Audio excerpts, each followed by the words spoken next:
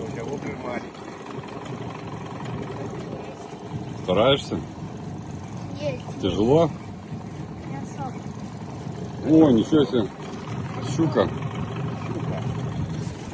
Стой, стой, стой. Она маленькая или нормальная? Нормально ее оставим.